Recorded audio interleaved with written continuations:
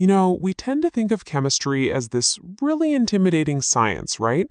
Full of weird symbols and complex labs. But what if I told you it's actually a lot like cooking? Seriously, today we're going to pull back the curtain on stoichiometry, which is basically the secret recipe book of the entire universe. Think about it. Have you ever baked a cake or even just made pasta? If you have, then you already get the basic idea behind stoichiometry. You know that you need specific amounts of your ingredients to get the result you actually want. Well, chemistry is pretty much the exact same thing. Look at this. On the left, you've got your standard recipe. Flour plus eggs gives you a cake. On the right, a recipe for water. Hydrogen plus oxygen gives you water. See? A chemical equation is just a recipe for making a molecule. The ingredients on the left, we call those reactants. And the finished dish on the right is the product. Simple as that. All right, so if we're going to become master chemical chefs, the first thing we have to do is learn how to read the recipe. We need to learn the language of molecules. Now, a simple word equation tells us what we're mixing, but a balanced symbol equation, well, that's the professional version.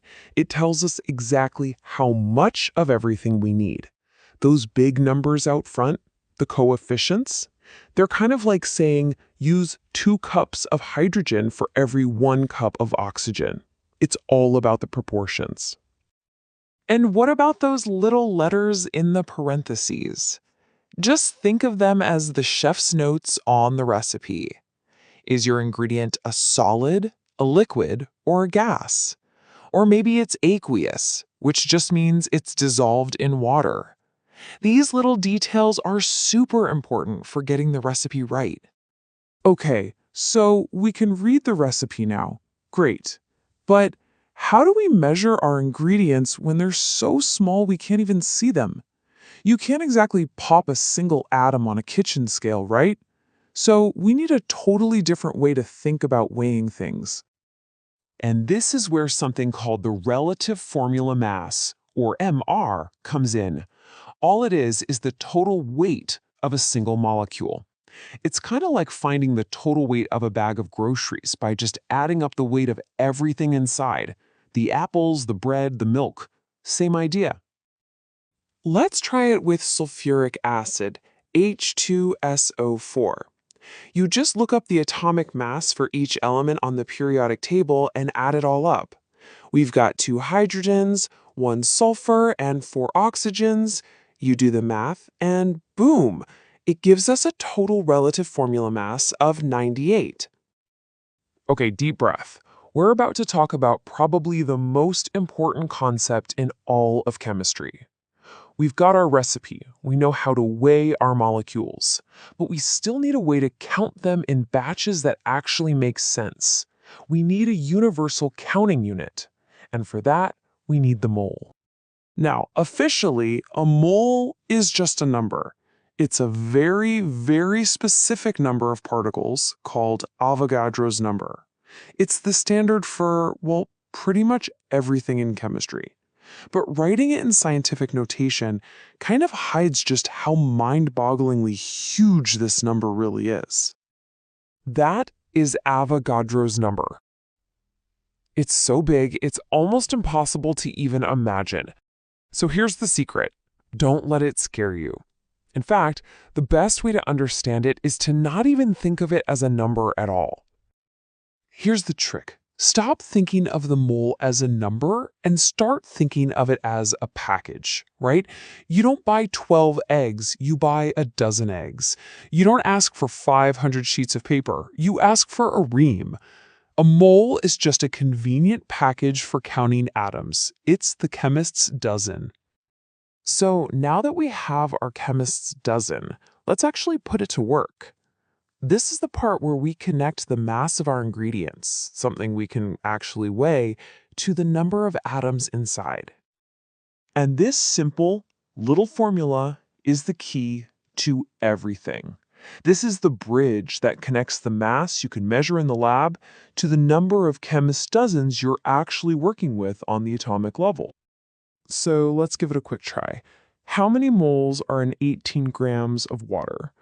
Well, we know the mass is 18 grams, and we can quickly figure out the relative formula mass of H2O, which conveniently is also 18. So we just plug those into our formula. Moles equals mass divided by MR. So 18 divided by 18 is 1. Exactly 1 mole of water. All right, this is it. This is the moment we've been building up to. We know how to read the recipe, how to weigh the ingredients, and how to count them using moles. Now, let's put the whole toolkit together and basically predict the future. Here's our 4-step game plan.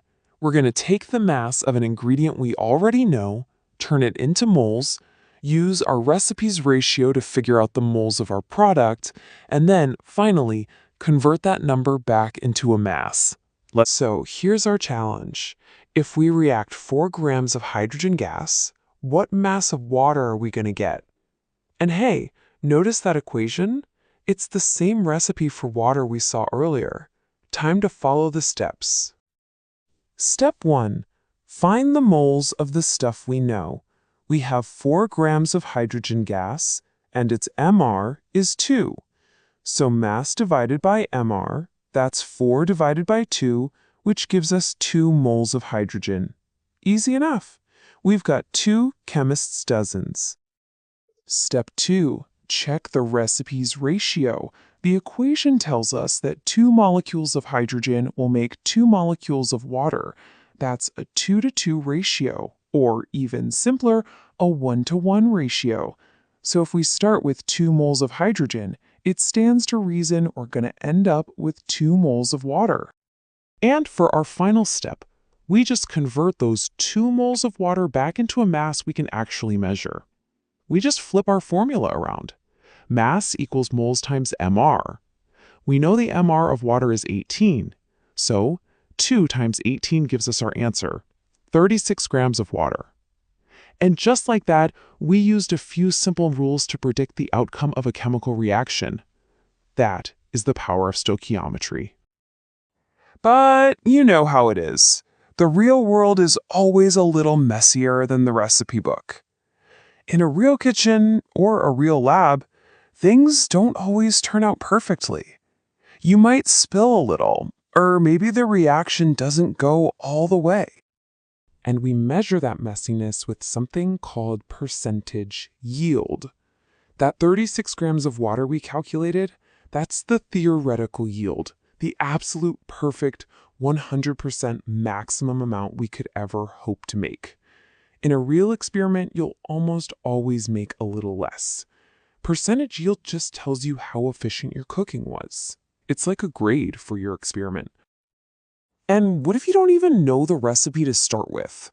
Well, sometimes chemists have to work backwards, like detectives. They'll analyze a mystery substance to figure out its empirical formula, which is just the simplest ratio of atoms, like CH2O for glucose, and then, using other clues, they can figure out the true molecular formula, the actual recipe, which for glucose is C6H12O6. So that brings us to this final question. If every chemical equation is a perfect recipe, what does it mean when your results in the lab don't quite match up? It's not just an error, it's a clue. It might mean another reaction is happening on the side, or that the whole thing is reversible. It's in those little imperfections, the places where reality doesn't quite match the recipe, that the next big chemical discoveries are often waiting to be found.